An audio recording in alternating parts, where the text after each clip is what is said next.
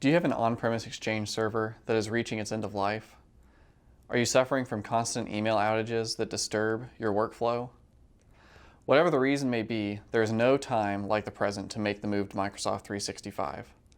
Migrating your email to Microsoft 365 may seem like a considerable undertaking, but the benefits are significant.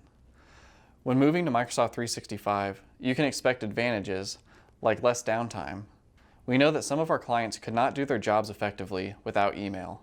With Microsoft 365, access to your email is backed by a 99.9% uptime guarantee. Lower cost. With Microsoft 365, there is no infrastructure maintenance, and they offer a variety of subscriptions to fit any size organization, so you'll never have to pay for more than you need. Accessibility. Microsoft 365 gives you secure access to your email from anywhere, on any device. All you need is an internet connection. No complicated networking or setup process required. Security. Since it is managed by Microsoft, your security features are always up to date. No need to worry if the most recent update has been installed. Disaster recovery. In the case of fire, flood, or hardware failure, your data is protected. Microsoft 365 provides multiple copies of your inbox in their secure data centers, ensuring your email is safe from disaster.